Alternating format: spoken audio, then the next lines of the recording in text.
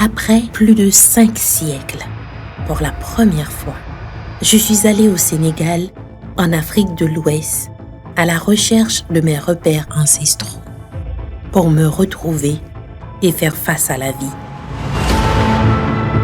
Je devais trouver réponse à mes questions. Qui sont nos ancêtres? Que nous ont-ils laissé en héritage? Ce qu'on vit actuellement, c'est une toute petite partie de l'histoire de l'humanité. Ces réponses vont évidemment jeter un éclairage sur mes racines. C'est pas en Égypte antique seulement qu'on retrouve les pyramides. On a également des pyramides en Nubie antique. Les Européens ont dû apprendre les mathématiques, en fréquentant évidemment ces Noirs. Or, la civilisation égyptienne est l'apanage des négros africains, Cheikh Anta Diop l'a montré.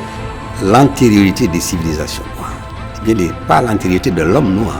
Parce que Napoléon, quand il faisait en 1804 le Code civil, il était allé en Égypte. Il faut que les Africains comprennent leur passé, avant la grande césure de cette traite négrière. Les Grecs n'étaient pas gênés de dire que les premiers hommes sont africains. J'ai découvert que tout un pan de l'histoire des Noirs a été caché de manière volontaire. À partir d'un certain moment, l'Occident a pensé qu'elle était le centre du monde et qu'elle avait pour vocation de civiliser le monde et qu'on ne connaissait rien nulle part. Que la civilisation africaine, elle est née au Sahara et ça s'est achevé au niveau de la vallée du Nil. Qu'il y a eu des études qui ont été menées pour savoir est-ce que le noir appartient vraiment à la race humaine. Car finalement, aucun espace de l'interland africain n'avait eu à échapper aux exactions des esclavagistes. Voilà la chasse qui avait été organisée à cette époque.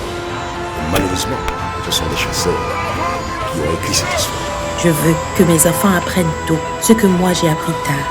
Que l'Afrique est le berceau de l'humanité et des civilisations modernes.